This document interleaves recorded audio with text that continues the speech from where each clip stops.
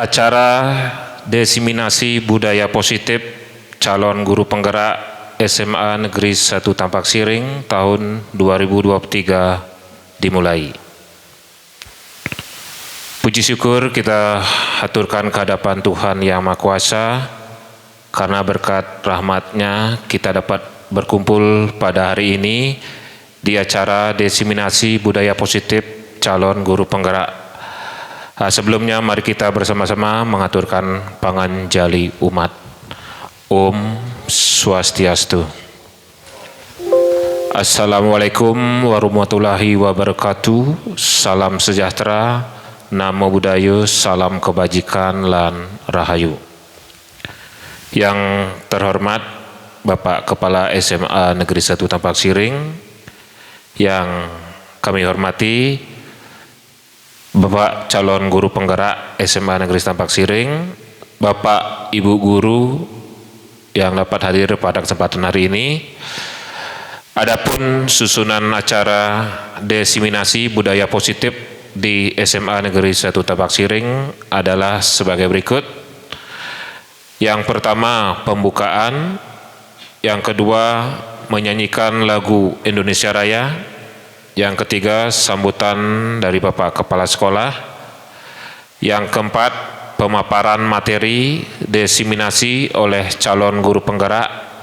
Dan yang keempat, acara penutup. Demikian susunan acara diseminasi budaya positif hari ini.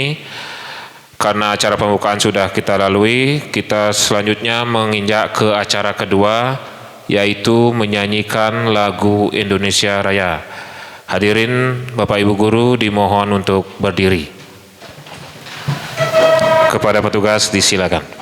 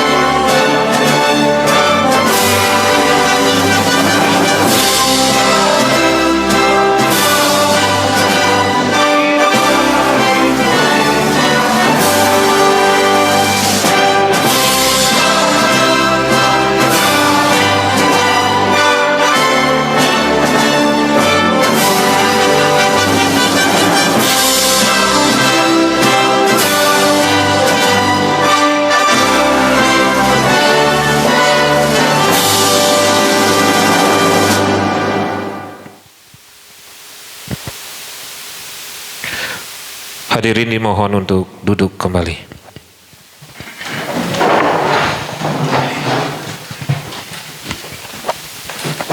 Bapak Ibu guru, selanjutnya acara ketiga yaitu sambutan dari Bapak Kepala SMA Negeri 1 Tampak Siring. Untuk itu waktu dan tempat sepenuhnya Tiang serahkan kepada Bapak Kepala Sekolah.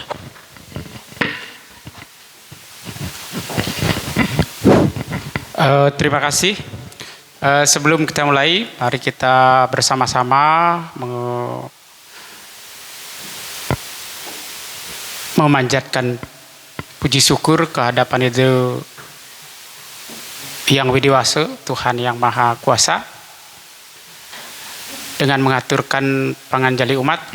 Om Swastiastu.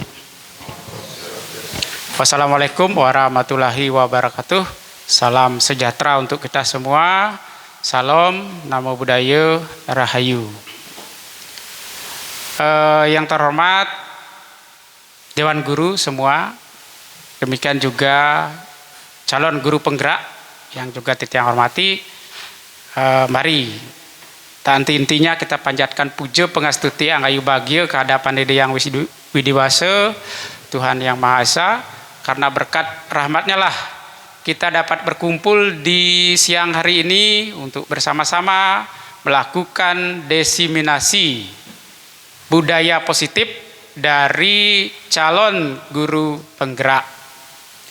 Kalau budaya positif yang perlu digetuk tularkan atau diimbaskan, didiseminasikan kepada warga sekolah. Karena dengan diterapkannya kurikulum merdeka atau implementasi dari kurikulum merdeka, yang mana kita harus merubah mindset lama kita, yang mana kalau dulu bahwa gurulah sebagai pusat sumber belajar, bahwa semua informasi itu datangnya dari guru. Tetapi dengan pemberlakuan kurikulum merdeka, kita harus merubah mindset tersebut, yang mana sekarang pusat sumber belajarnya itu adalah ke siswa. Kalau dulu guru, sekarang siswa. Berarti mindset ini kita rubah, di mana kita harus mempersiapkannya, yang mana bahwa sekarang itu siswa itu harus benar-benar siap dulu untuk menerima pembelajaran. Karena penemuan-penemuannya yang kita harapkan dari proses pembelajaran itu adalah siswa, sehingga nantinya dia akan bahwa proses pembelajaran itu lebih bermakna. Nah itu yang perlu mungkin kita tekankan kepada Bapak dan Ibu guru semuanya, dan nanti mungkin akan disampaikan oleh calon guru penggerak kita, yang mana budaya-budaya positif yang perlu ditiru, diterapkan, sehingga apa yang kita harapkan di sekolah kita bisa tercapai dengan bersama-sama. Jadi harapan saya semakin banyak nanti calon guru penggerak di sekolah kita, maka harapan kita ya sekolah kita akan lebih maju. Kemudian implementasi kurikulum merdeka itu bisa diterapkan sesuai dengan harapan dari kita, harapan masyarakat, harapan pemerintah. Jadi itu. Nah, demikian yang bisa Titiang sampaikan, dan Titiang ucapkan selamat kepada calon guru penggerak untuk memaparkan lagi sebentar dan mengimplementasikan atau mendiseminasikan apa budaya-budaya positif yang perlu ditiru dan dikembangkan di sekolah kita. Demikian yang bisa Titiang sampaikan. Akhir kata Titiang sinep bantu paramo santi. Om santi santi santi. Om. Terima kasih kepada Bapak Kepala Sekolah telah menyampaikan sambutan. Bapak Ibu guru, selanjutnya acara ketiga yaitu pemaparan materi diseminasi oleh calon guru penggerak yaitu Bapak Dewa Puturai SPD.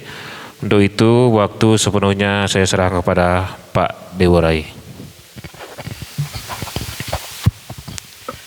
Baik, terima kasih kepada Bapak pembawa acara yang sudah memberikan waktu kepada saya untuk memaparkan materi tentang budaya positif di sekolah kita. Sebelumnya saya aturkan pangastungkara Om Swastiastu. Assalamualaikum warahmatullahi wabarakatuh. Salam kebajikan, rahayu. Semoga kita selalu dalam keadaan sehat. Pertama-tama, marilah kita panjatkan puji dan syukur kehadapan Tuhan Yang Maha Esa, karena pada siang hari ini kita bisa berkumpul dalam keadaan sehat dan bisa mengikuti acara diseminasi penerapan budaya positif di SMA Negeri 1 Tampak Siring, Kabupaten Gianyar. Sebelumnya yang hormati, yang terhormat Bapak Kepala Sekolah, rekan-rekan Wakasek, Bapak Ibu peserta rapat sekalian yang sudah bisa hadir pada kesempatan siang hari ini, yang ucapkan banyak terima kasih karena sudah bisa meluangkan waktu untuk kita bersama-sama mengikuti diseminasi ini. Semoga apa yang kita bahas pada hari ini dapat berguna, dapat bermanfaat untuk meningkatkan pelayanan kepada anak didik kita. Baik, yang pertama kita akan melihat apa sebenarnya budaya positif itu. Ya. Tapi sebelumnya mungkin saya akan berdiri saja agar tidak terlalu tegang. Bapak Ibu semangat? Oke, terima kasih. Walaupun sudah siang, kita tetap semangat untuk mengikuti diseminasi pada siang hari ini. Budaya positif apa itu sebenarnya? Ya, merupakan perwujudan dari nilai-nilai, ya, keyakinan universal, ya, atau kebiasaan yang diterapkan di sekolah yang berpihak pada murid, ya, agar dapat berkembang menjadi pribadi yang disiplin, jujur, kritis, mandiri, bertanggung jawab, berlandaskan filosofi Ki Hajar Dewantara. Kita bisa melihat di sini kenapa ada nilai-nilai, ya, tentu sudah ada dan berkembang di anak didik kita. Lalu kemudian kenapa dikatakan keyakinan universal? Ya, universal maksudnya adalah tidak hanya ada di lingkungan sekolah saja. Nilai-nilai universal itu ada di semua organisasi. Mungkin Bapak Ibu sudah pernah mendengar sebelumnya, ya, nilai-nilai keyakinan universal. Misalnya jujur, itu dimanapun organisasi pasti nilai jujur itu sangat diperlukan. Bekerja sama konteksnya, itu dimanapun organisasi akan, ya, menerapkan nilai kerjasama, dan masih banyak yang lain. Maka di sana jelaskan bahwa budaya positif berangkat dari nilai-nilai yang ada, keyakinan-keyakinan yang ada, kebiasaan-kebiasaan baik positif yang ada di suatu tempat, dalam hal ini di sekolah kita. Nah, di sana disebutkan bahwa kenapa berlandaskan filosofi Ki Hajar Dewantara. Mungkin Bapak Ibu sudah tidak asing lagi dengan semboyan Ki Hajar Dewantara. Ada yang tahu? Masih ingat? Pasti masih ingat. Ini bahasa Jawa. Ya, ing ngarso sung tulodo, ing madya mangun karso, tut uri handayani. Ini bahasa Jawa. Ing madya berarti di depan, ya, sebagai panutan, ya. Ing ngarso, ya. Kalau di tengah-tengah, ing madya, ya, di tengah-tengah memberi motivasi, semangat. Kemudian tut wuri, wuri tanya belakang, berarti dari belakang memberikan dorongan kepada anak didik.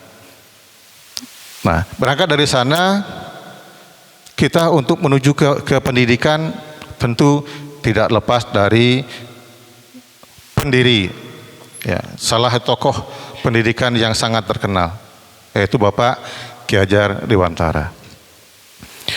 Kemudian peran kita seperti apa? Ya.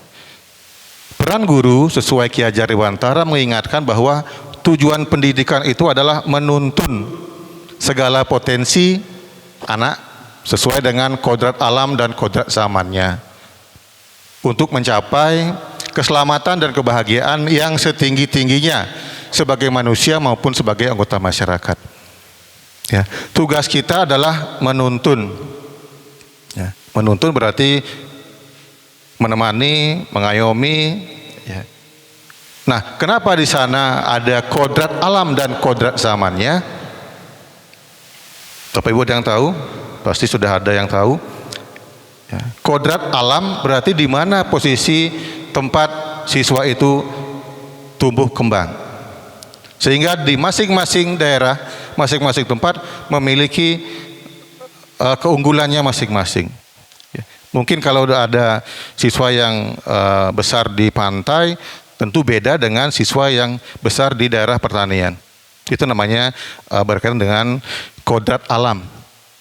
Kemudian kodrat zamannya apa itu? Dalam hal ini kodrat zaman adalah di mana siswa itu berada pada masa apa.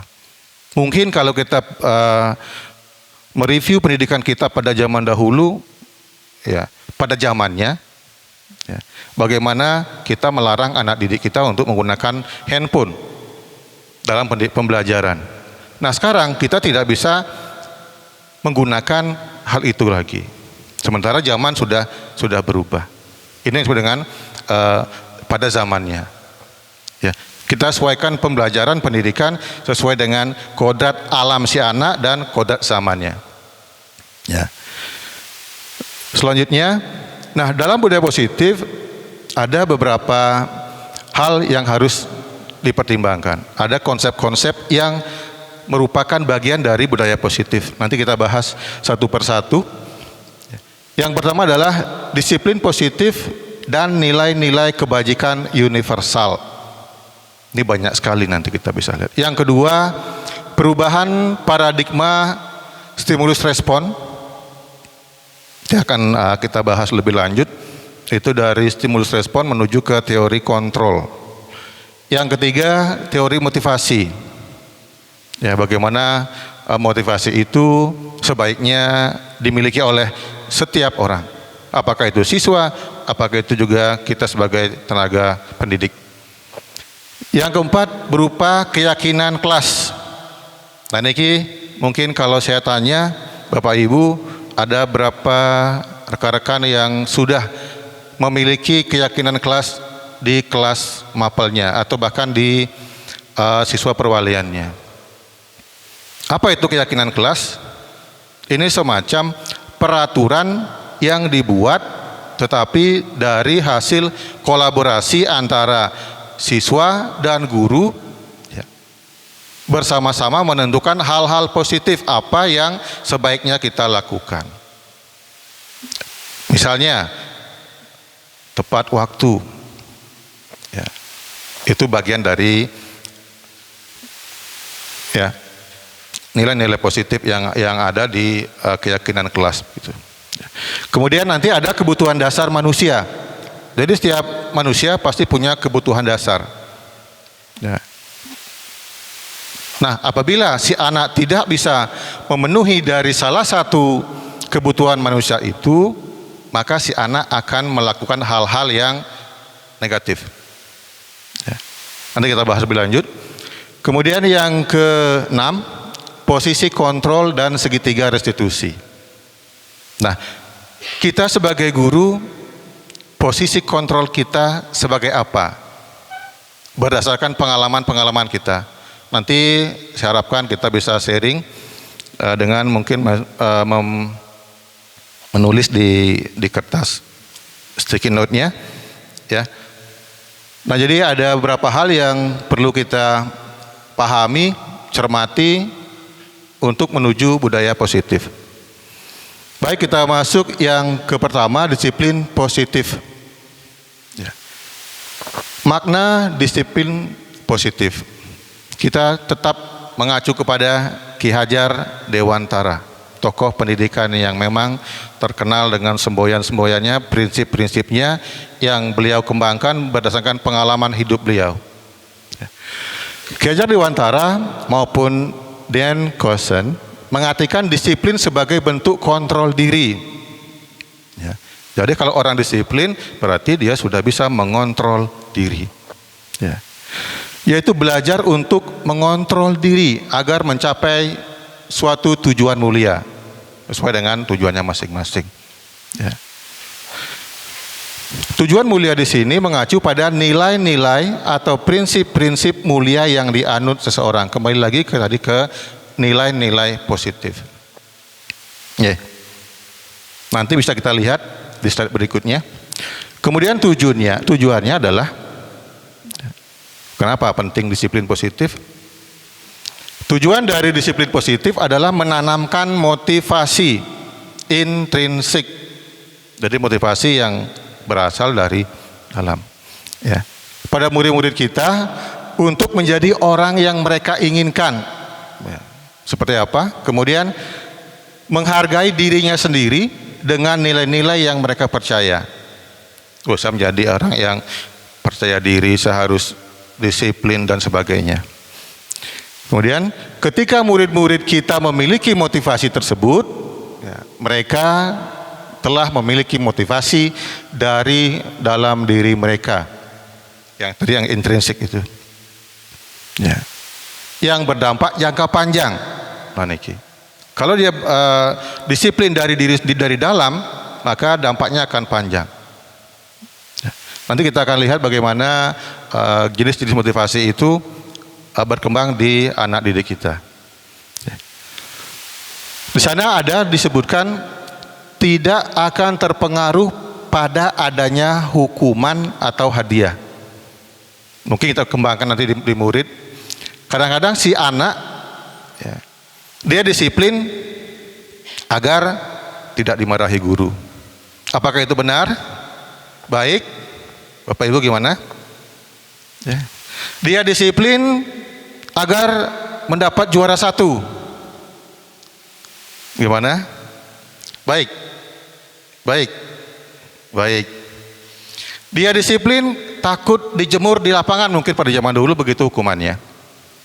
Takut dengan hukuman. Ya. Nanti kita akan lihat perkembangannya seperti apa. Apakah itu baik atau tidak? Sementara Bapak Ibu sepakat itu adalah memang seperti itu. Motivasi untuk hukuman, takut dengan hukuman, menghindari hukuman, kemudian untuk mendapatkan hadiah. Disiplin biar dipuji oleh Pak Ngurah mungkin misalnya. Wah, ini anak yang paling rajin, datang tepat waktu. Apakah itu bagus? Nah, nanti kita lihat. Baik, berikutnya. Nah, ini nilai-nilai kebajikan universal. Ini yang akan Bapak Ibu tawarkan, kembangkan pada siswa untuk membuat keyakinan kelas. Saya berharap Bapak Ibu nanti di setiap mapelnya punya keyakinan kelas, yaitu kesepakatan, ya. Kesepakatan hal positif yang bisa kita sepakati antara guru dan murid dan warga sekolah, sehingga budaya positif tadi bisa tercapai melalui keyakinan kelas. Kalau ada yang melanggar, berarti itu perlu kita adakan restitusi. Itu hubungannya, makanya tadi ada beberapa hal yang berkaitan dengan budaya positif. Nah, di sini ada yang pertama adalah profil pelajar Pancasila, sudah bisa kita pahami. Ya. Yang kedua, Primary Years Program, ini adalah program sekolah berbasis student centered dengan nilai-nilainya. Ya. Kemudian 9 pilar karakter. Ya. Bisa dilihat Pak Ibu. Kemudian ada nilai keterampilan dan petunjuk hidup, keterampilan hidup dan petunjuk hidup. Nilai-nilainya seperti ini: dapat dipercaya, lurus hati, pendengar yang aktif, tidak merendahkan, ya, peduli, ya, bekerja sama, keberanian, dan lain-lain. Yang terakhir di sana ada 7 essential virtues, artinya nilai-nilai yang penting, ya, yang esensial lainnya. Berjumlah 7, ada empati, ada suara hati, ada kontrol diri, ya, kebaikan, toleransi, ya Pak Ibu, ya, bagaimana dia toleransi kepada teman-temannya, dan berkeadilan. Nah, nilai-nilai ini bisa kita gunakan untuk menyepakati keyakinan kelas. Mungkin Bapak Ibu sudah ada yang membuat keyakinan kelas? Ada? Nah, kalau belum, mari kita buat keyakinan kelas. Seperti apa caranya nanti kita akan bahas. Nah, kemudian mengacu pada perubahan paradigma. Ada dua paradigma, mungkin paradigma lama, kemudian baru, atau yang disebut dengan sana stimulus respons, kemudian perubahannya menjadi ke teori kontrol. Ya. Kalau kita berpaham pada stimulus kontrol, mengatakan bahwa realitas kebutuhan itu kita sama. Ya. Sedangkan di teori kontrol, realitas kebutuhan itu kita berbeda. Masing-masing orang pasti berbeda kebutuhannya. Ya. Yang kedua, semua orang melihat hal yang sama. Ya. Kemudian berubah jadi teori kontrol, setiap orang memiliki gambaran yang berbeda-beda. Ya. Di stimulus kontrol, kita mencoba mengubah orang agar berpandangan sama dengan kita. Itu kan sering kita pahami. Ya, kita akan adakan perubahan menuju ke teori kontrol. Ya. Kita berusaha memahami pandangan orang lain yang berbeda. Okay. Nah, ini yang mungkin yang paling sering kita temui adalah perilaku buruk sebagai suatu kesalahan. Mungkin anak itu kok kenapa dia selalu terlambat? Pasti kita menjudge-nya bahwa itu adalah suatu kesalahan dari perilaku buruknya. Ya. Sekarang kita rubah paradigma kita menjadi teori kontrol. Semua perilaku memiliki tujuan. Ya. Mereka terlambat pasti ada tujuannya. Nah, itu dipahami, nanti dibahas, dicari solusinya melalui restitusi. Kemudian yang berikutnya, orang lain bisa mengontrol saya. Nah, orang lain bisa mengontrol saya. Kita rubah paradigmanya. Bagaimana? Hanya Anda yang bisa mengontrol diri Anda. Sama dengan anak. Bagaimanapun nasihatnya yang kita berikan kepada si anak, kalau memang tidak ada yang mengontrol dari diri sendiri, itu tidak akan mungkin berubah. Dia mungkin berubah, tapi dalam jangka pendek.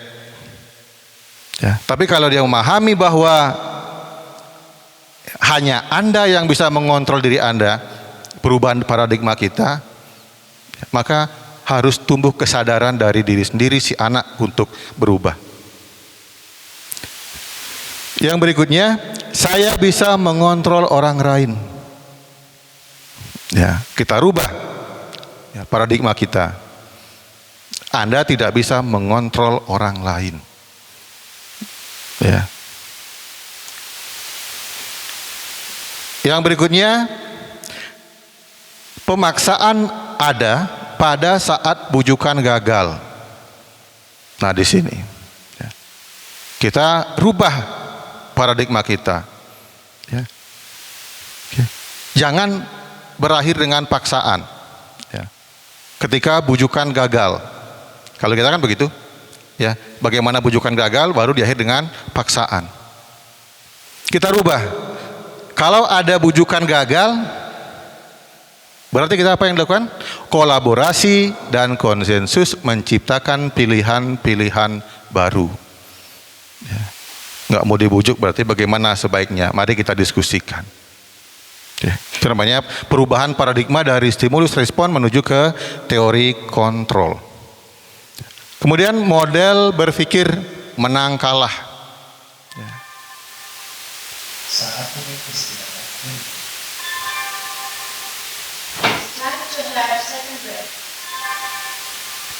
Ya, Bapak Ibu, yang terakhir adalah model berpikir menang kalah. Ya. Ada permasalahan, yang satu menang, yang satu kalah. Kita rubah paradigma kita berpikir bahwa model berpikir harus win-win solution atau menang-menang. Nah, inilah yang diharapkan pemahaman kita tentang perubahan paradigma kita yang sebelumnya menggunakan stimulus respon menuju ke teori kontrol. Baik Bapak Ibu, agar tidak tegang, kita lihat di sana ada teori motivasi. Ya. Kira-kira dari ketiga perilaku manusia tentang motivasi, ya, yang mana yang kira-kira Bapak Ibu sering temui? Ya. Nomor 1, untuk menghindari ketidaknyamanan atau hukuman manusia. Sering kita temui di sekolah, ya, termotivasi agar saya tidak dihukum. Termotivasi bangun pagi, datang tepat waktu, ya, ya, agar pas gurunya masuk memuji saya, wah hebat kamu tepat waktu. Ya, itu yang kedua, ya, penghargaan dari orang lain. Lalu bagaimana yang ketiga? Untuk menjadi orang yang mereka inginkan dan menghargai diri sendiri dengan nilai-nilai yang mereka percayai. Ini seharusnya dimiliki oleh peserta didik dengan tahapan mungkin awalnya nomor 1 dan nomor 2. Yang sangat diharapkan adalah yang ketiga, ya, bagaimana disiplin itu tidak karena takut dihukum. Bagaimana siswa disiplin bukan karena dia akan mendapat penghargaan atau hadiah, ya. Meskipun selama ini kita sering menemukan itu dan kita sering juga melakukannya. Ya. Nah, ketiga motivasi ini dipopulerkan oleh tokoh, ya, Dean Goosen dalam bukunya Restructuring School Discipline. Ya.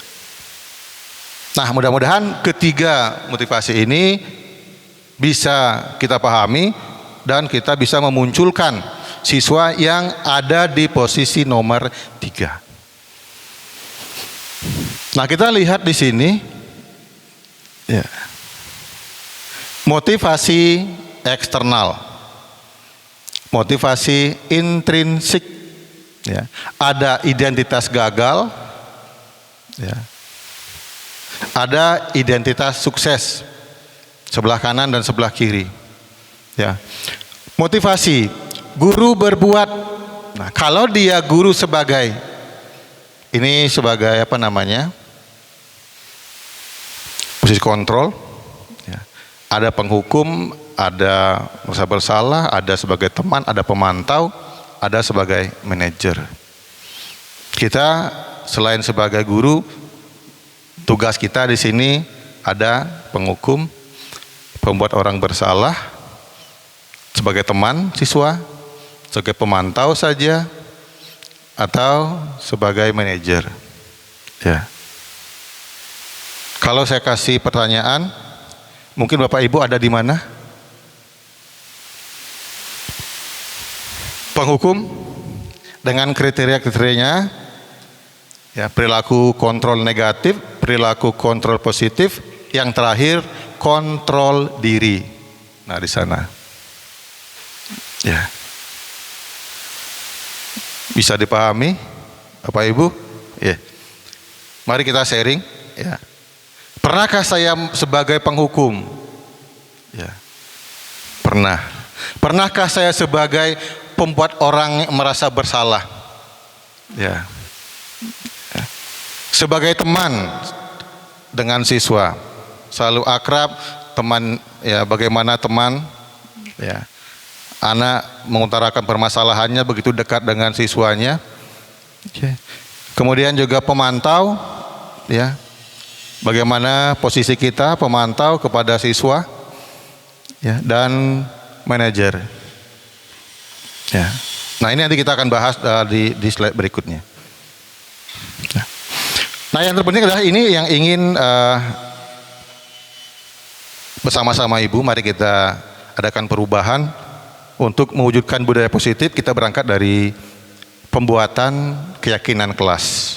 Seperti tadi yang sudah saya sampaikan, keyakinan kelas itu harus kita miliki di setiap pembelajaran kita.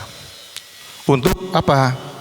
Ya, bisa menciptakan suasana yang nyaman ya, dalam belajar, sehingga bisa meningkatkan prestasi siswa untuk kedepannya. Nah, ada hal-hal prinsip dalam bentukan keyakinan kelas. Yang pertama, keyakinan kelas bersifat lebih abstrak daripada peraturan yang lebih rinci dan konkret. Misalnya, tepat waktu itu kan abstrak, ya, dan yang lain. Yang kedua, keyakinan kelas berupa pernyataan-pernyataan yang universal, tadi yang sudah kita sempat bahas di depan, ya, universal, umum, ya, itu bisa digunakan di organisasi manapun.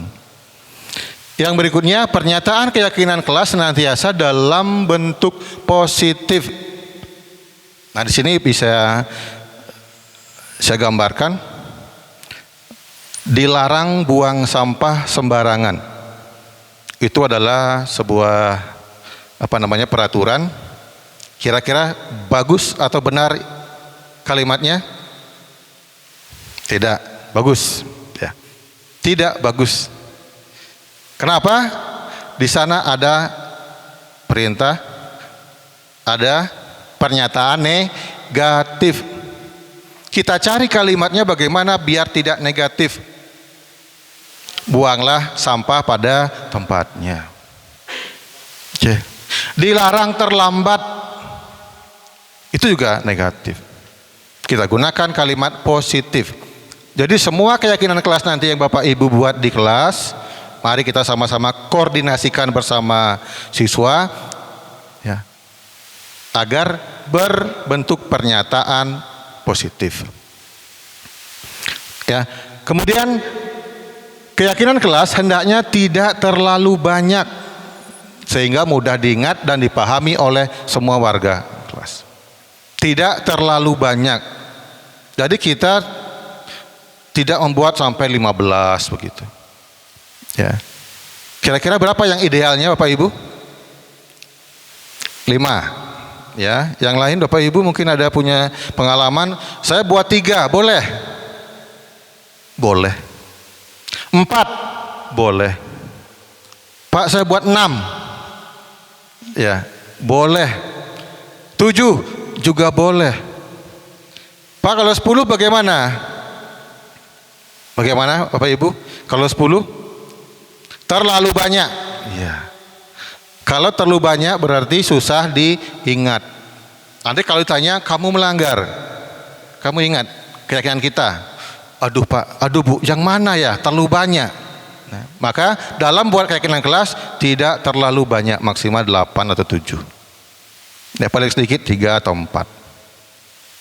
Nanti Bapak Ibu bisa dipahami kira-kira dari pemaparan Tiang, mudah-mudahan tentang keyakinan kelas bisa kita praktekkan nanti. Yang berikutnya, bersedia meninjau kembali keyakinan kelas dari waktu ke waktu. Tentu ini adalah revisi dari keyakinan kelas yang kita buat sebelumnya. Kemudian semua warga kelas hendaknya ikut berkontribusi dalam pembuatan keyakinan kelas lewat kegiatan curah pendapat. Ya, apa maksudnya di sini? Nah, dalam pembuatan keyakinan kelas kita bersama siswa bersama-sama memunculkan ide, pendapat, curah pendapat untuk menghasilkan keyakinan kelas.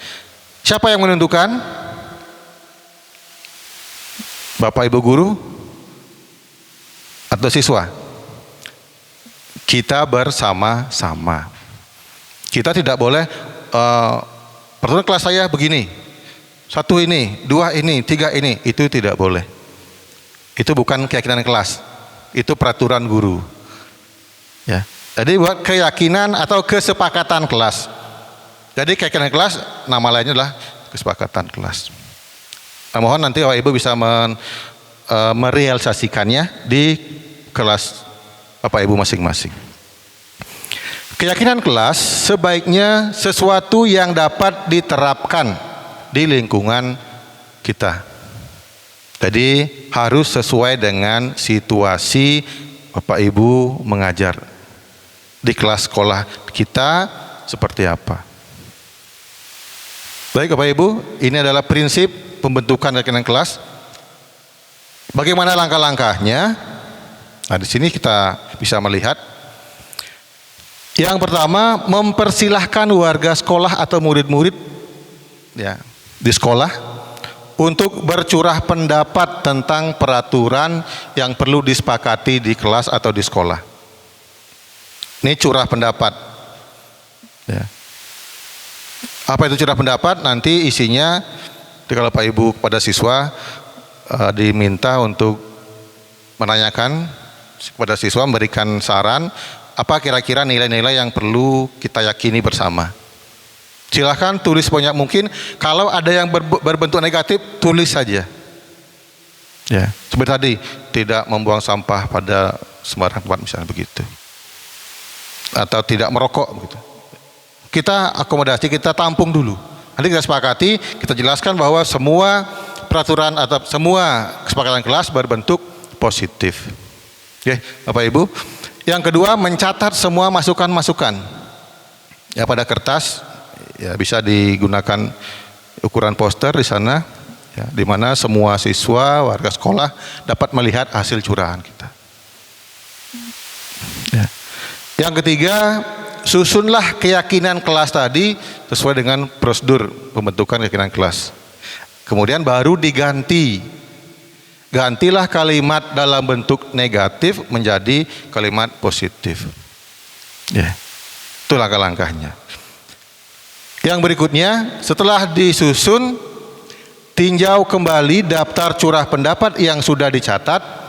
Anda mungkin akan mendapatkan bahwa pernyataan tertulis di sana masih ada peraturan-peraturan.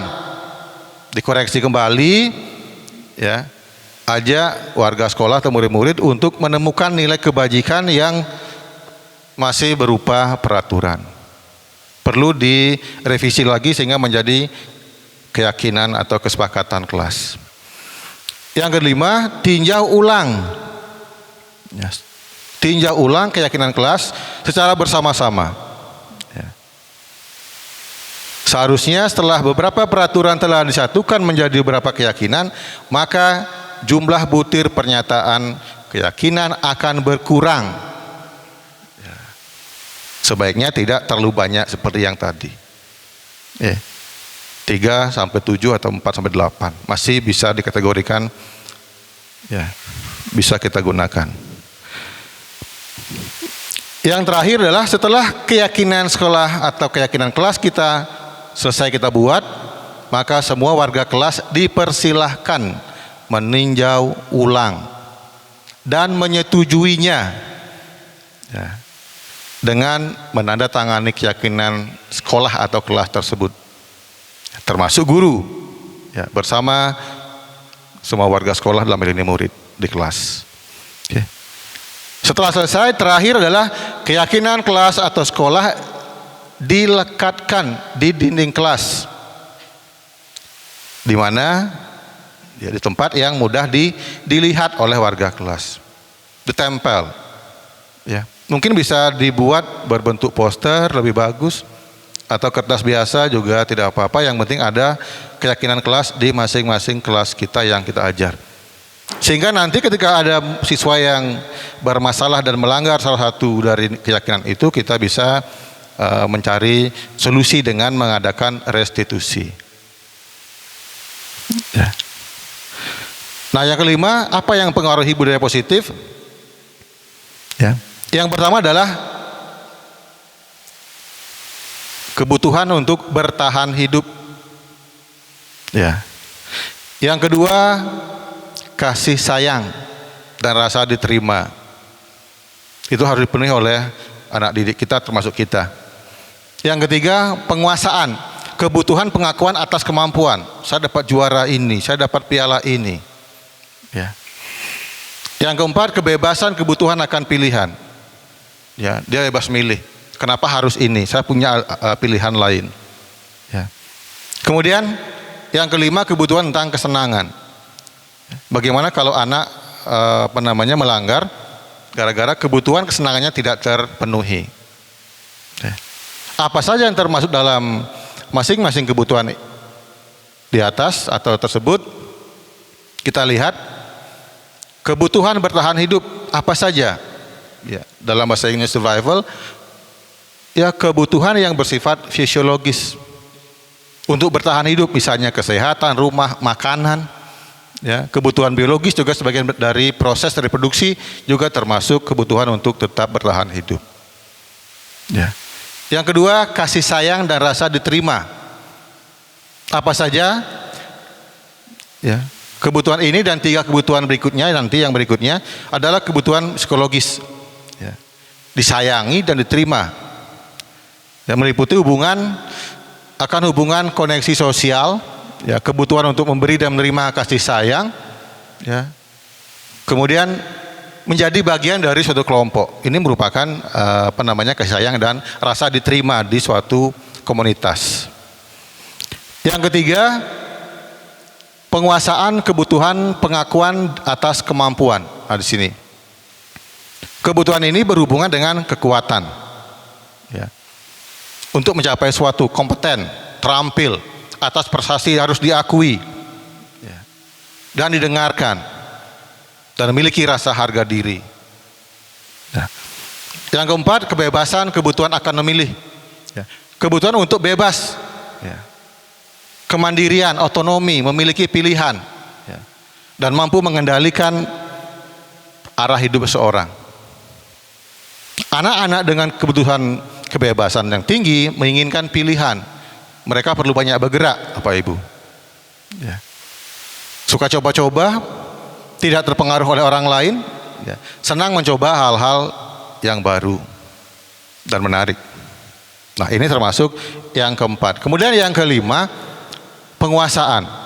Kebutuhan tentang penguasaan, ya. Berhubungan dengan kekuatan untuk mencapai sesuatu, kompeten dalam hal sesuatu, ya. Terampil, diakui atas prestasinya, ya. Nah, jadi ada 5 kebutuhan dasar. Apabila ada salah satu yang tidak terpenuhi, maka si anak akan melakukan kesalahan. Mungkin kita pernah di kelas, kenapa anak ini berulah? Ya, ternyata dia kurang kasih sayang dari orang tuanya. Berarti dia tidak terpenuhi, ya, kebutuhan kasih sayang dan diterima. Ya, Bapak Ibu, begitu pelik tugas kita sebagai guru untuk mendidik anak, memperhatikan berbagai hal, tentu dengan melakukan perubahan-perubahan. Ya. Nah, kita masuk ke posisi kontrol. Oke. Bapak Ibu sudah ada di fase coba Bapak Ibu minta dengan hormat mengisi sticky note-nya atau catatan kecil, ya. Saya ada di posisi kontrol sebagai apa?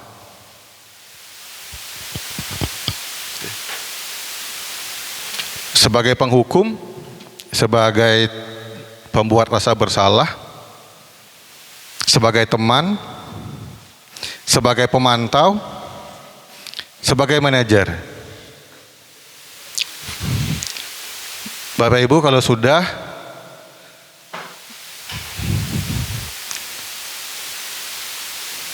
ya jangan tidak perlu diisi nama, ya.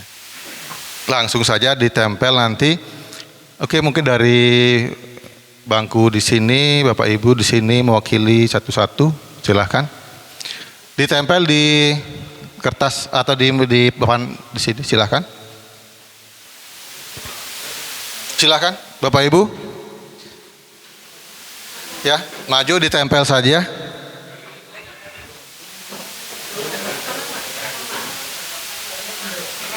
Ya. Ya. Ini pengakuan jujur kita Jadi setelah kita mengetahui bagaimana sepertinya memposisikan diri sebagai guru, ya mudah-mudahan kedepannya seperti apa. Ya, oke. Ya ada penempel, sudah ada lemnya di sana. Ya, silakan Bapak Ibu.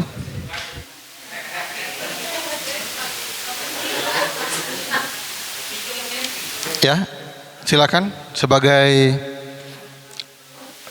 pemantau kah, manajer kah, ya. Tidak perlu mencontek Bapak Ibu. Ya. Ya, silakan ditempel. Ya, kita akan diskusi sama-sama.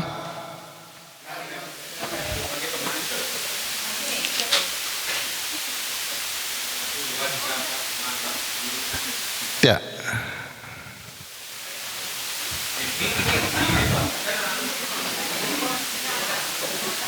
Bagus, ya kita sudah berkoordinasi, berkolaborasi,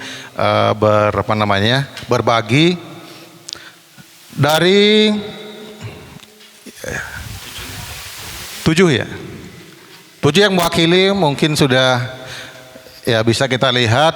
Ya, ada yang sebagai manajer, sebagai teman, saya sering akrab sekali sama teman, sama murid, ya.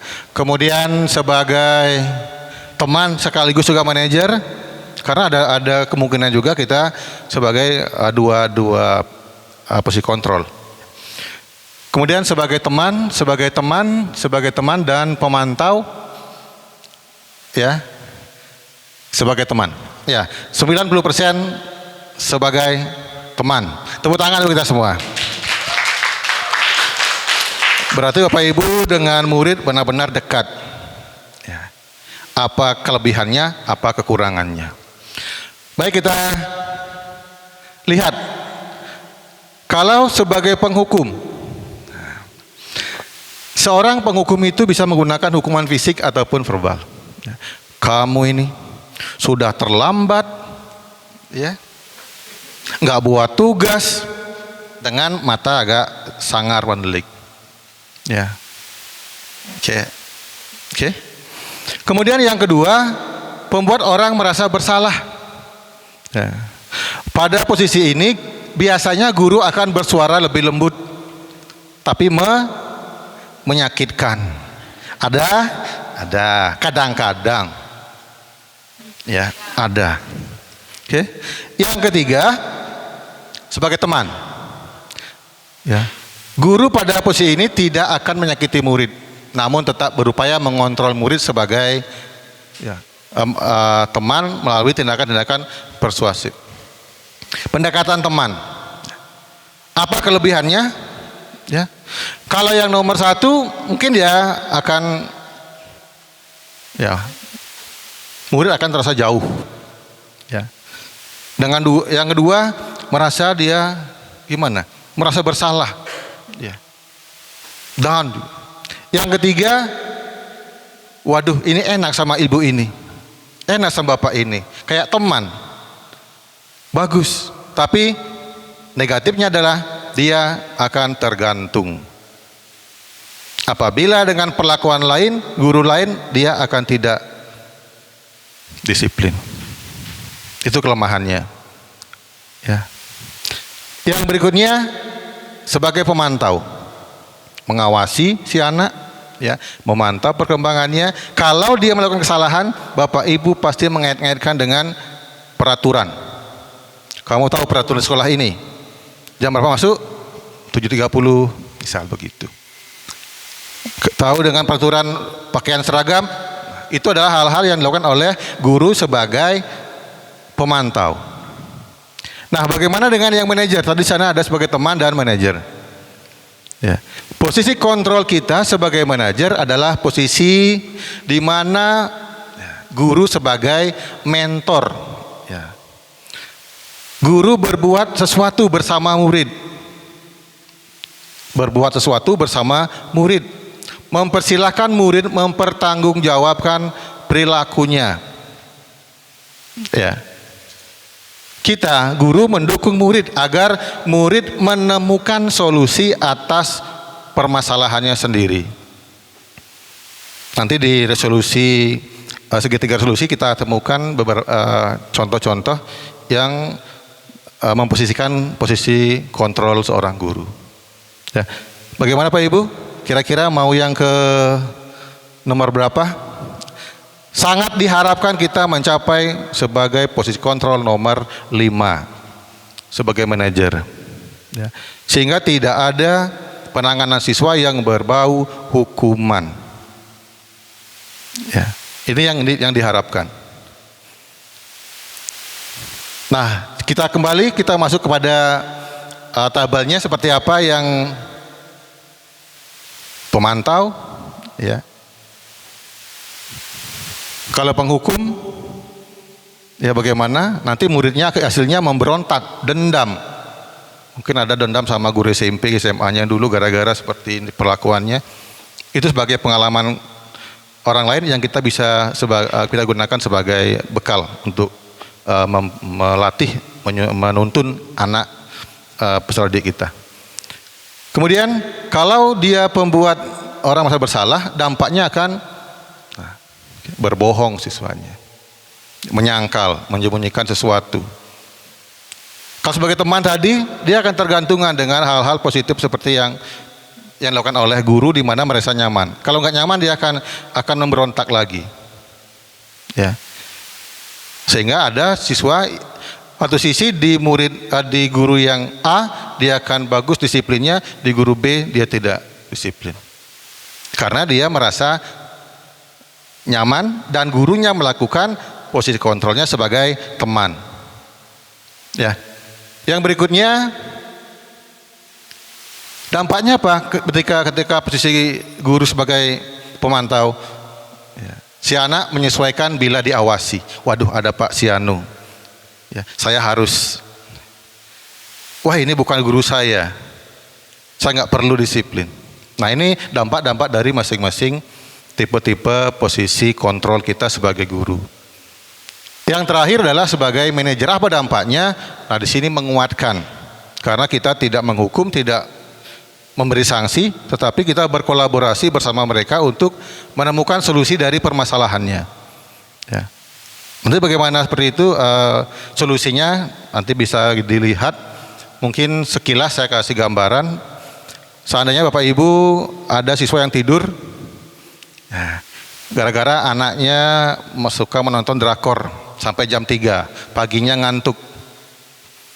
Kalau kita mestikan sebagai penghukum, tentu ya, nada kita akan beda.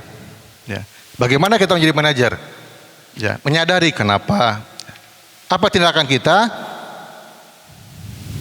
Dengan restitusi. Ya. Jadi permasalahan yang ada di siswa kita selesaikan melalui restitusi.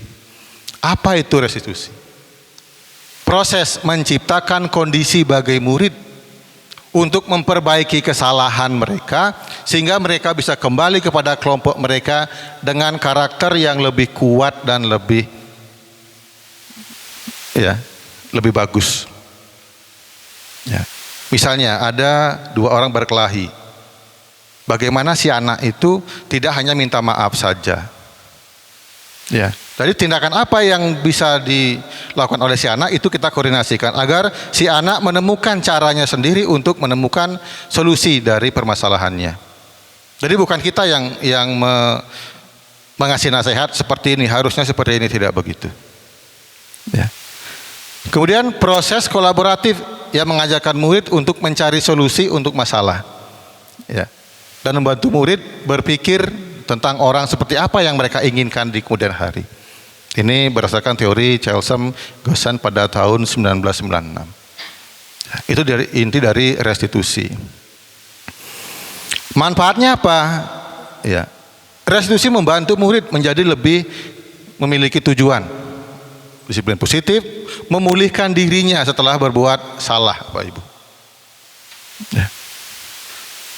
Bagaimana perilaku yang menyenangkan orang lain untuk menghindari kenyamanan. Ya, jadi bukan itu penekanannya.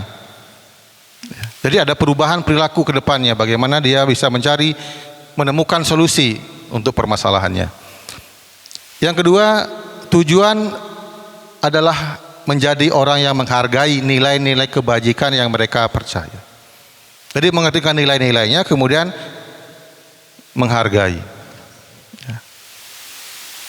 Jadi nilai-nilai kebajikan yang universal itulah yang perlu kita tanamkan pada anak didik kita melalui keyakinan kelas yang kita buat di masing-masing kelas, di masing-masing mapel kita. Yang berikutnya, restitusi bukan menebus kesalahan, namun untuk belajar dari kesalahan. Jadi bukan penyelesaiannya adalah menebus kesalahan, minta maaf, bukan itu solusinya. Ya. Melainkan solusi apa yang bisa dia lakukan untuk memperbaiki kesalahannya. Jadi merupakan suatu proses belajar dari kesalahan. Yang kedua, restitusi adalah tentang memperbaiki hubungan dan memperkuatkannya. Ada permasalahan dua orang anak, kemudian dia berselisih menjadi masalah. Kemudian bagaimana menyelesaikannya melalui restitusi. Ya. Menciptakan kondisi yang aman bagi murid. Ya. Menjadi jujur pada diri sendiri dan mengevaluasi dampak tindakan yang mereka lakukan pada orang lain. Ya, Pak Ibu. Yang ketiga, restitusi adalah tawaran, bukan paksaan. Jadi sebuah restitusi tidak boleh dipaksakan harus begini, harus begitu pada siswa. Ya. Yang keempat, restitusi menuntun untuk melihat ke dalam diri. Ini yang terpenting. Ya. Jadi melihat ke dalam, ya. Melihat adanya ketidakselarasan antara tindakan murid yang berbuat salah dengan keyakinan yang mereka yakini. Ya. Apakah ada keselarasan? Itu kita tuntun bersama. Yang kelima, restitusi mencari kebutuhan dasar yang mendasari tindakan. Seperti tadi, ya. Ada kebutuhan dasar yang tidak dipenuhi, maka si anak mereka akan melakukan hal-hal yang tidak seharusnya. Oke. Prinsip restitusi berikutnya adalah restitusi itu adalah cara yang paling baik penyelesaian masalah. Ya.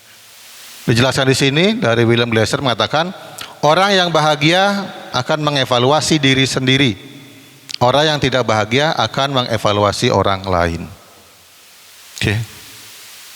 Dalam restitusi diri murid, belajar untuk mengubah kebiasaan dari cenderung mengomentari orang lain menjadi mengomentari diri sendiri. Nah, ini mungkin quote yang paling bagus buat siswa juga buat kita, ya, bahwa restitusi itu adalah cara yang paling baik. Ya. Jadi daripada mengomentari orang lain, komentari diri sendiri. Ini sebagai pendapat yang dicetuskan oleh William Glasser, ya, merupakan tokoh psikolog dalam hal perilaku manusia. Kemudian berikutnya, restitusi fokus pada karakter bukan tindakan. Jadi bukan sekedar maaf, besok saya nggak ngulangi, bukan begitu. Jadi merupakan perubahan karakter yang harus dilakukan. Ya, sehingga ibu mengatakan begini, Bapak Ibu guru, ibu tidak terlalu mempermasalahkan apa yang kamu lakukan hari ini. Tapi mari kita bicarakan tentang apa yang kamu akan lakukan besok. Ya, kamu bisa saja minta maaf, tapi orang akan lebih suka mendengar apa yang akan kamu lakukan menjadi lebih baik lagi. Bukan sekedar maaf. Nah, itu maksudnya dari fokus pada karakter bukan pada tindakan, Bapak Ibu. Yang selanjutnya, restitusi fokus pada solusi. Ya, guru di sini menstabilkan murid dengan mengatakan kita tidak fokus pada siapa yang salah atau kesalahannya pada pihak mana. Ya, tertarik untuk mencari siapa yang benar, bukan begitu. Ya, tapi solusi apa yang ingin kita capai. Yang terakhir adalah restitusi mengembalikan murid yang berbuat salah kepada kelompoknya. Misalnya di kelas ada yang melakukan pelanggaran, tentu dia ketika kembali dia akan tidak nyaman apabila tidak dilakukan restitusi. Ya. Jadi ketika anak berbuat salah, kita tidak bisa motivasi anak untuk menjadi baik saja. Ya. Kita harus mengajari untuk menyelesaikan masalah mereka sendiri. Agar kembali ke kelompok mereka dengan karakter yang lebih kuat. Jadi dalam penyelesaian masalah tidak dengan hukuman. Apapun permasalahannya, tidak ada sanksi, tidak ada hukuman. Kita lakukan restitusi. Ya, Pak Ibu, mudah-mudahan ini bisa dilakukan. Nah, dalam penyelesaian permasalahan kita mengenal dengan istilah segitiga restitusi. Ya, yang tadi kita sempat saksikan sedikit sekilas klip tadi. Yang pertama apa yang dilakukan? Menstabilkan identitas. Misalnya ada yang terlambat. Kenapa terlambat? Jangan divonis langsung. Ya, ada menstabilkan identitas. Ya. Apa tujuannya? Untuk merubah orang yang gagal menjadi orang yang sukses. Stabilkan dulu ya, identitasnya. Ya, biasa, kesalahan biasa. Bapak juga pernah melakukan salah. Seperti itu kalimat-kalimat yang bisa kita gunakan. Agar tidak merasa jauh dengan anak. Yang kedua, validasi tindakan. Konsep langkah kedua adalah memahami kebutuhan dasar apa yang mendasari tindakan anak itu berbuat salah. Tentu kita memahami 5 kebutuhan dasar manusia. Apakah kurang kasih sayang? Apakah kurang kesenangannya kurang? Ya. Apakah dia ingin menonjolkan saya nggak pernah mendapatkan ya, penguasaan tentang ya, juara atau bagaimana? Ya. Sehingga kita memahami itu untuk melakukan langkah berikutnya adalah menanyakan keyakinan. Pentingnya menanyakan ke anak tentang kehidupan di masa depan yang dia inginkan. Ini seperti apa? Kalau kamu seperti ini, bagaimana ke depannya? Ke depannya untuk memperbaiki perilakumu, apa yang akan kamu lakukan? Jadi kita tidak boleh besok kamu harus begini untuk memperbaiki perilakumu, tidak boleh begitu. Oke, kita harus berkolaborasi meminta si anak untuk menemukan solusi dari permasalahannya sendiri. Ya, ada yang nonton drakor sampai jam 3, tidak kita langsung mengatakan mulai besok kamu jangan nonton sampai jam 3, tidak begitu. Kita tawarkan apa kira-kira untuk perbaiki kesalahanmu, apa yang kamu lakukan ke depannya. Nah seperti itu. Sehingga si anak menyadari dan keluar dari hati nuraninya sendiri apa yang harus dia lakukan. Bukan dari atas perintah yang kita inginkan. Apalagi ada yang terlambat kita jemur di depan tiang bendera. Ya, itu tidak signifikan.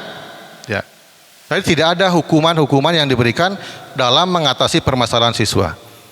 Nah mudah-mudahan dengan seperti ini kita bisa ya, memposisikan diri kita sebagai manajer untuk mengatasi permasalahan-permasalahan yang ada di sekolah kita, sehingga budaya positif kita bisa kita terapkan sesuai dengan kondisi kita di mana berada.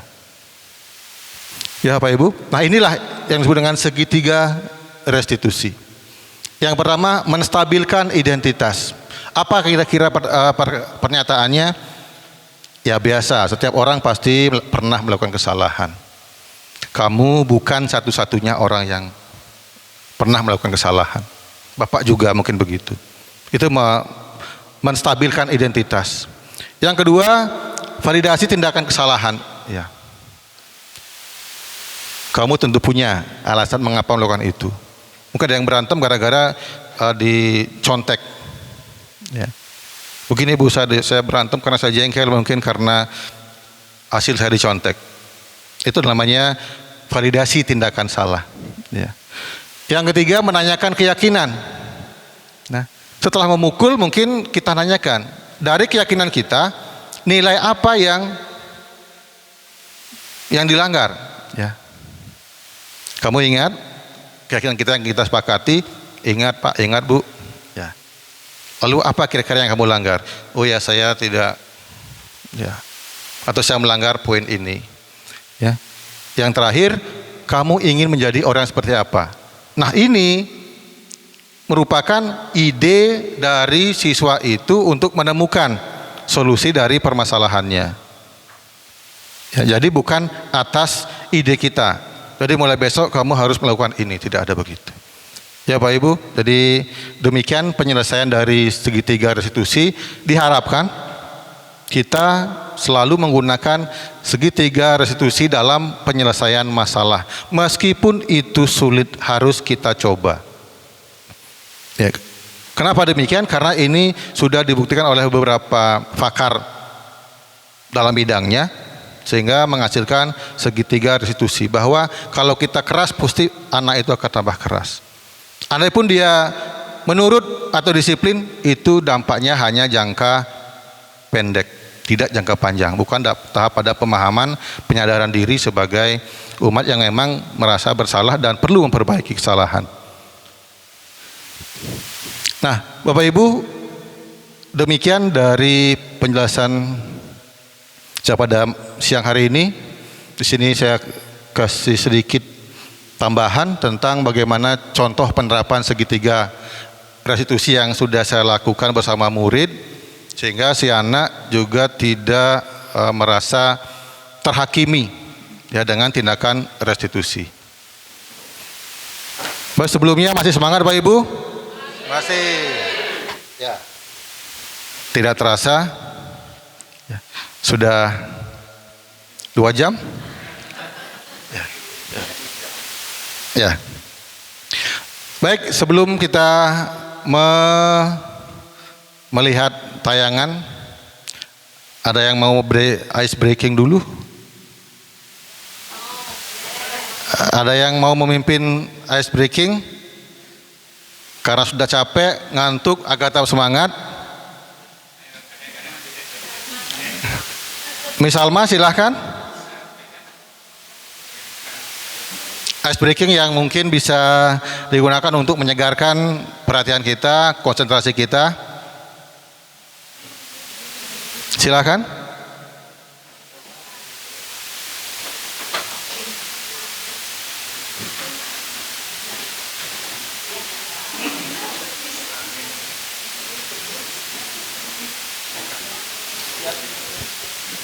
Ya. Tidak ada?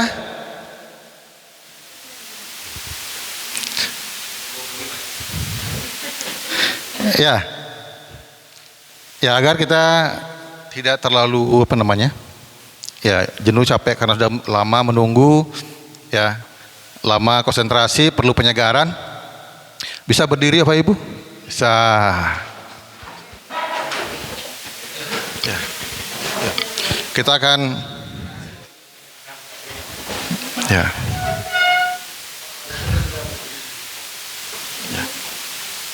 Ya, kita tidak usah tegang karena kita ice breaking sebentar untuk melemaskan, merefresh perhatian kita sebelum kita melihat seperti apa restitusi, ya.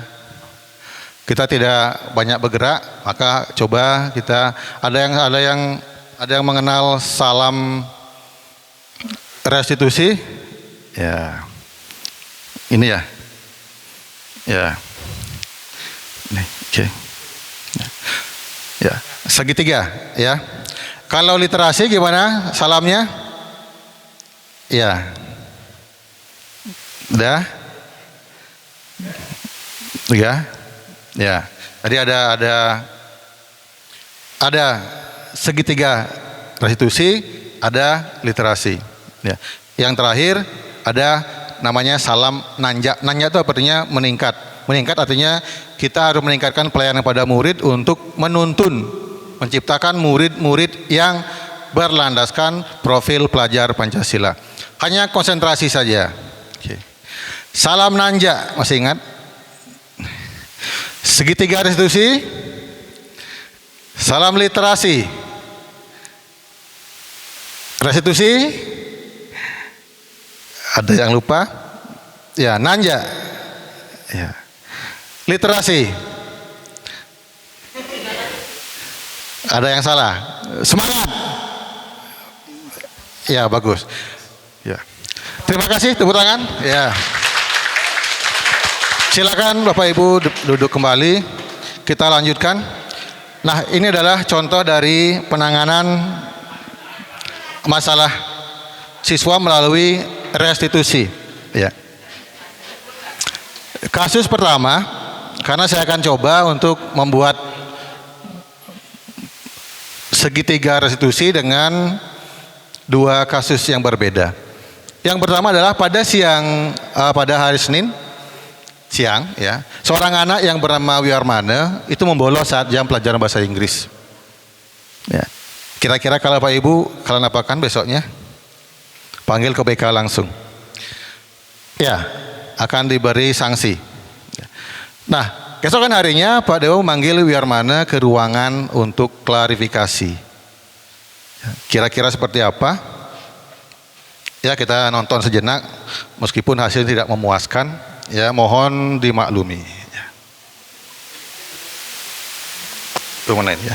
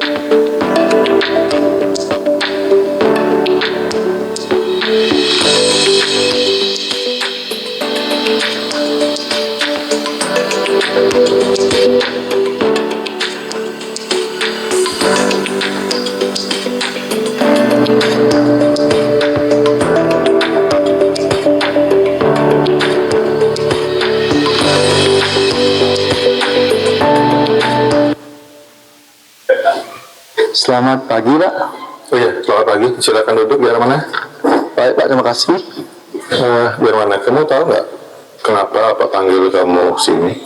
Mungkin karena saya membolos pada saat jam pelajaran kemarin, Pak. Ya, betul. Jadi Pak ingin tahu alasan kamu kenapa kamu harus kemarin saat jam pelajaran Bapak. Saya harus pergi ke rumah sakit, Pak, menggantikan kakak saya untuk merawat ibu saya yang sedang sakit. Oh, begitu. Nah, Bapak turut prihatin mendengar ibu sakit. Semoga beliau cepat sembuh. Ya, Ya, Pak. Terima kasih atas doanya. Biar mana kamu masih ingat dengan keyakinan kelas kita? Masih, Pak. Keyakinan kelas kita apa yang kamu langgar kira-kira? Masih ingat? Disiplin waktu, Pak. Disiplin waktu dalam belajar, ya? Ya, Pak. Ya, baik. Kamu sudah mengingatnya. Nah, sekarang kira-kira solusi apa yang bisa kamu tawarkan atau berikan untuk memperbaiki kesalahanmu yang sudah kamu lakukan? Mungkin saya tidak akan membolos lagi, Pak. Dan Ya. saya akan mengerjakan tugas yang Bapak berikan, yang Bapak berikan kemarin, dan saya akan mengumpulnya besok. Oh, begitu. Ya, Ya, Pak. artinya kamu menyadari kesalahanmu dan mau memperbaikinya sehingga kamu menjadi pribadi yang lebih baik. Ya, Pak. Ya, oke, baik. Kalau begitu, terima kasih. Sekarang silakan kembali kelas, tetap semangat, terus belajar. Terima kasih, Pak. Ya, silakan. Mari, Pak. Mari.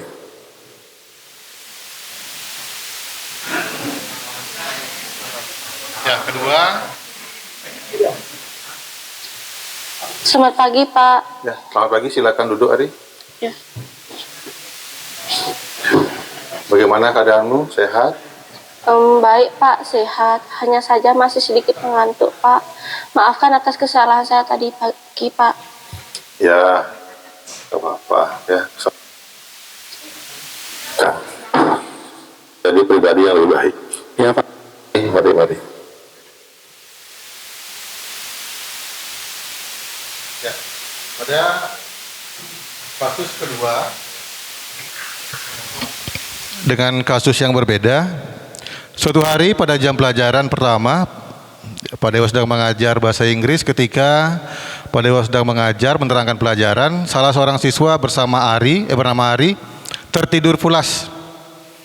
Bahkan saat ya,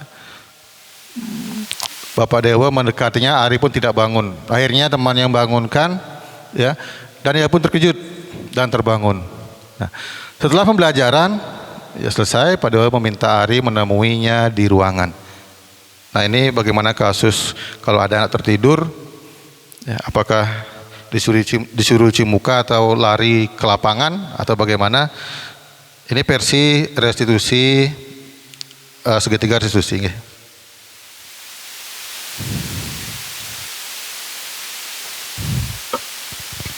Selamat pagi, Pak. Ya, selamat pagi, silakan duduk Ari. Ya. Bagaimana keadaanmu? Sehat? Baik, Pak, sehat. Hanya saja masih sedikit mengantuk, Pak. Maafkan atas kesalahan saya tadi pagi, Pak. Ya, tidak apa-apa. Ya, kesalahan adalah hal yang manusiawi. Bapak juga pernah melakukan kesalahan. Ya, kalau boleh tahu, apa yang membuat kamu merasa ngantuk sekali? Apakah kamu begadang tadi malam? Iya, Pak. Apa yang kamu kerjakan sampai larut mungkin? Jadi gini, saya kan sangat suka dengan drama Korea. Ya. Saya menontonnya sampai jam 2 pagi. Sampai jam 2 pagi? Iya. Berapa sering kamu menonton? Hampir setiap malam, Pak, saya menontonnya. Hampir setiap malam, ya. Ya menurut Bapak, menonton drama Korea itu boleh-boleh saja, ya. Tapi kamu harus ingat bahwa besokan harinya kamu harus ke sekolah dan harus bangun pagi. Baik, Pak.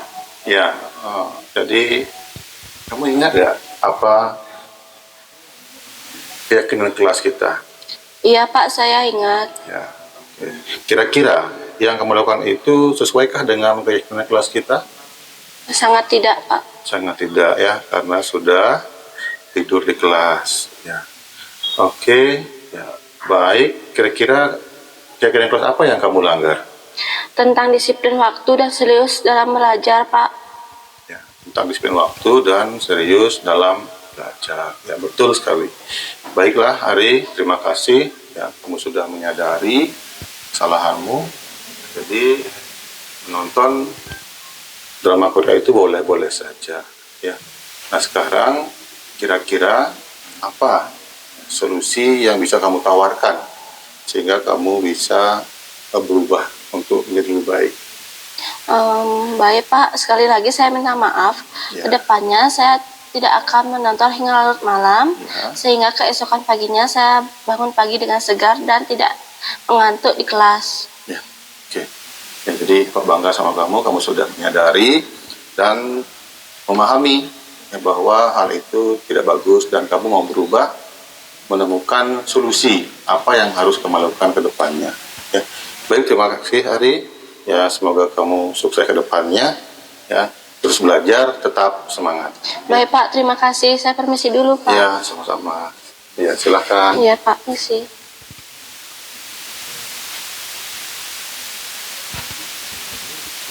Saya Iwan Hermangen dari kelas 11B merasa pelaksanaan segitiga restitusi membawa siswa menyadari kesalahannya tidak. Baik, terima kasih Pak Ibu sudah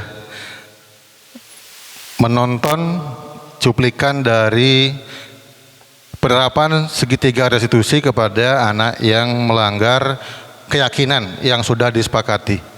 Jadi dalam tayangan tadi tidak ada tindakan-tindakan menghukum.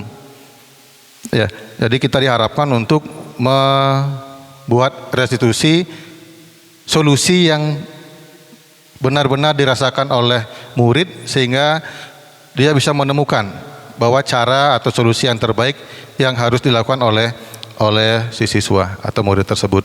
Jadi tidak ada hukuman sedikit pun dalam tindakan restitusi dan memang itu sangat tidak diharapkan untuk perubahan paradigma pembelajaran dewasa ini dalam kurikulum Merdeka. Nah, demikian selanjutnya tanggapan dari siswa tentang pelaksanaan penerapan segitiga restitusi. Bagaimana tingkat tanggapannya? Demikian Pak Ibu bisa disimak. Dan menemukan solusi dari permasalahannya sendiri. Sekian, terima kasih Om Santi Satio. Swastiastu, perkenalkan saya Ari dari kelas 11-2A. Perasaan saya ketika melakukan praktik segitiga restitusi sangat senang karena guru memberikan kesempatan pada siswanya untuk mengungkapkan mengapa melakukan kesalahan tersebut dan tidak membuat siswanya trauma, serta menemukan solusi atas kesalahan yang diperbuat sendiri. Sekian dari saya, terima kasih. Om Santi Santi Santi Om.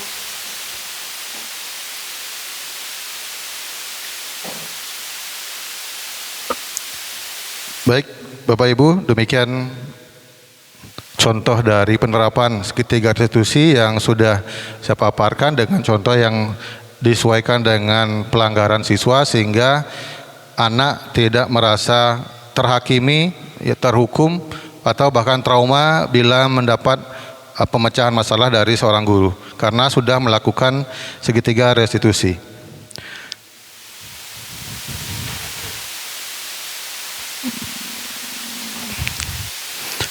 Baik, sebagai akhir kata demikian yang bisa saya sampaikan tentang penerapan budaya positif di sekolah. Semoga bermanfaat untuk kita semua. Lebih kurang penyampaian yang saya bisa sampaikan. Sekali lagi mohon maaf sebesar-besarnya.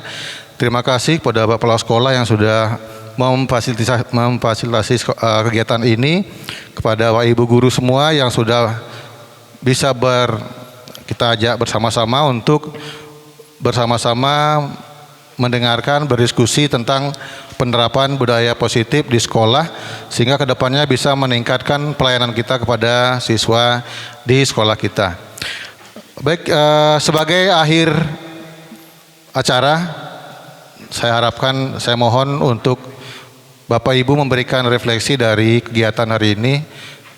Untuk itu dipersilakan Bapak Ibu yang mau memberikan refleksi dari kegiatan kita di siang hari ini, diseminasi tentang penerapan budaya positif di sekolah kita. Ya, mungkin Pak Bersanta. Oke, terima kasih yang diberikan kesempatan memberikan refleksi. Sebelumnya izinkan yang menyampaikan puja dan puji syukur kehadap Tuhan Yang Maha Esa dengan mengaturkan penganjali umat Om Swastiastu. Main yoyo di desa Selat, minum susu tak pakai baju. Ayo tetap semangat demi taksu lebih maju. Bapak Ibu, sebelumnya Pak Dewa selamat.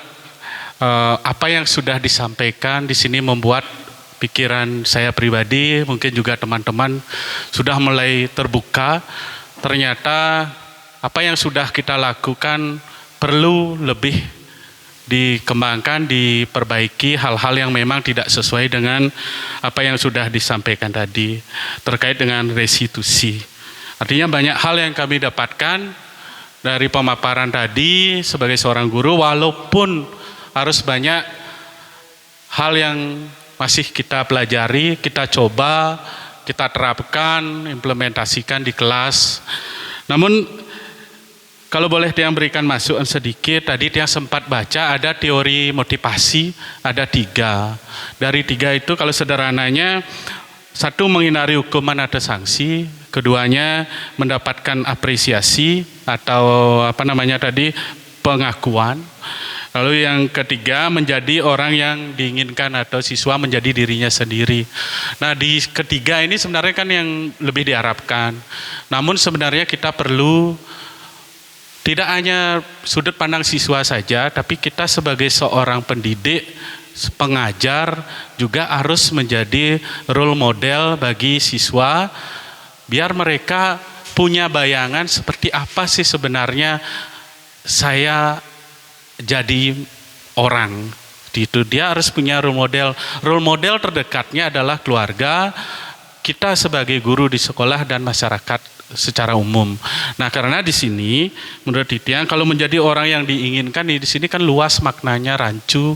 Nanti anak-anak, saya penggemar tokoh Rahwana gitu misalnya. Oh dia ingin menjadi Rahwana menculik Sita istri orang lain gitu. Nah itu kan tidak bagus. Tapi di sisi baiknya sudut pandangnya Rahwana ternyata punya sisi baiknya. Mungkin itu yang harus diterapkan dalam artian diberikan pemahaman. Oh Rahwana itu adalah tokoh raksasa yang menculik istri Sita, tapi Rawana tidak ngapa-ngapain Sita loh saat diculik.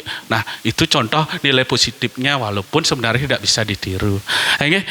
Itu sedikit refleksi dari Tiang. Sekali lagi terima kasih. Sebelum Tiang tutup dengan Parama Santi, karena Tiang buka dengan pantun, Tiang tutup lagi dengan pantun. Si selamat dari Payangan ke Medan bersama Aura Kasih. Selamat siang dan terima kasih. Om Santi Santi Santi Om.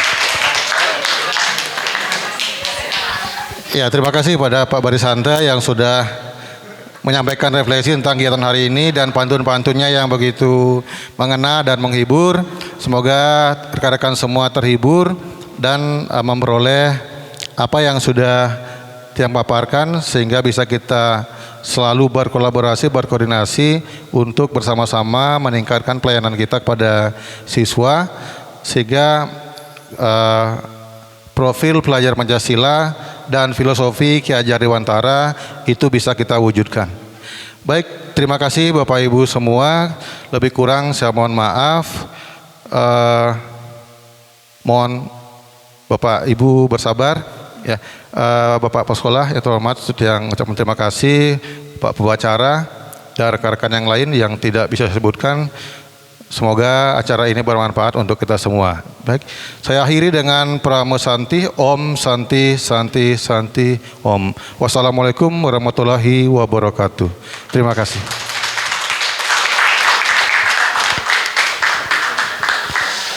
Demikianlah Bapak Ibu Guru pemaparan materi dari Bapak Dewa Puturai selaku calon guru penggerak di SMA Negeri 1 Tapak Siring, di mana dapat saya simpulkan yang pertama, hendaknya setiap guru selalu membuat keyakinan kelas yang dibuat bersama-sama. Yang kedua, posisi kontrol kita hendaknya sebagai manajer. Dan yang terakhir adalah dalam menyelesaikan masalah kita selalu mengedepankan segitiga restitusi. Baik, demikian yang dapat kita, mudah-mudahan kedepannya nanti kita bisa terapkan terutama pada guru mapel masing-masing. Untuk selanjutnya demikian acaranya. Mohon maaf selama saya memimpin acara ini. Mari kita akhiri dengan mengaturkan Parama Santi. Om Santi Santi Santi Om. Assalamualaikum warahmatullahi wabarakatuh. Terima kasih.